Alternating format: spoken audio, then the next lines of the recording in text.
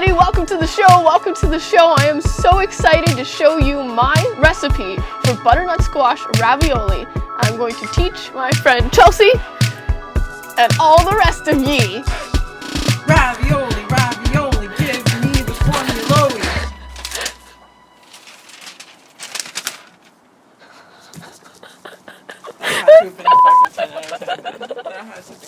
No, that was a performance. Oh my. Well, one thing is for sure, making pasta with your friends is way more fun than making pasta by yourself. So let me walk you through this. Chop up your veggies. All you're gonna need is one ginormous butternut squash and any kind of onion. I only had red onion, but really white onion, yellow onion, sweet onion, shallots, just to give it that oniony zazz. How would you describe the onion flavor? You know what I'm talking about though. Anyway, back to the squash. Chelsea didn't know how to cut up a squash, so I decided to show that part in regular speed. But basically, you cut it down the middle and you separate the parts, and then use a knife. You can use a vegetable peeler to actually peel the skin, but I find that a knife with a little bit of flex to it that's really sharp is a good way to remove the skin. Then you put it into a 400-degree oven for about 45 minutes or until the squash is super tender, because you're gonna have to blend it up in a blender. So if it is not tender, it will not blend properly in the blender. Onto the pasta. So this is another one that I put in regular speed so that you can see. Make a well from your 1 cup of all-purpose flour. Some people like to use semolina flour. Some people like to use 00 flour. I am of the belief that you don't need to go running out to the store to buy all these fancy ingredients just to try out a new recipe. And that's something that's really cool about making pasta and making butternut squash ravioli in general. Think about how much this costs to make. You can make probably 5 meals for one person for under $10. So here we're making 2 pounds of pasta, 1 cup of flour, 2 egg yolks, 2 full eggs, a pinch of salt, and you mix this together on the counter with a fork, and I am telling you, it will turn into pasta dough. Trust me.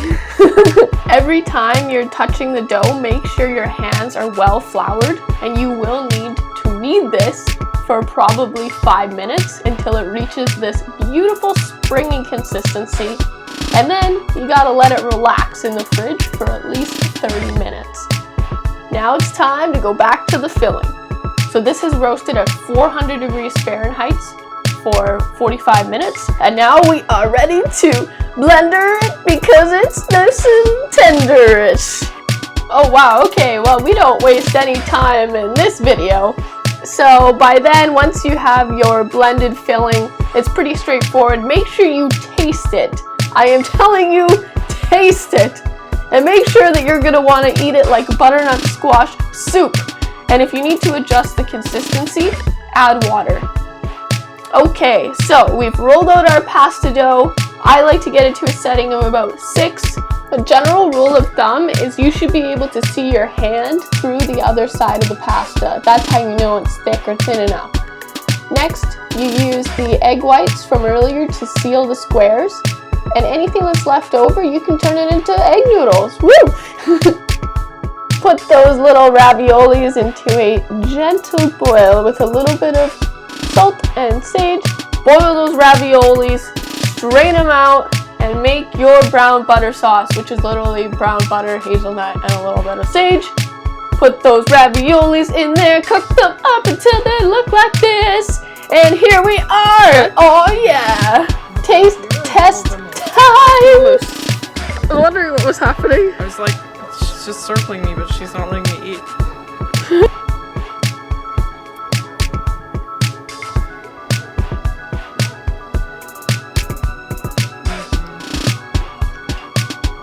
So it's good.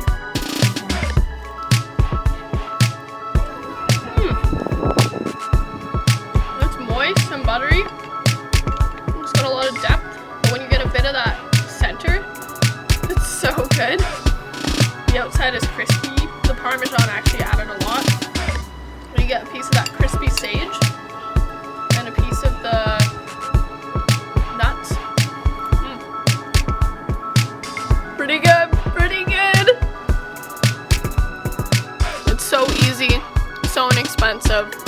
A really good way to make that butternut squash shine.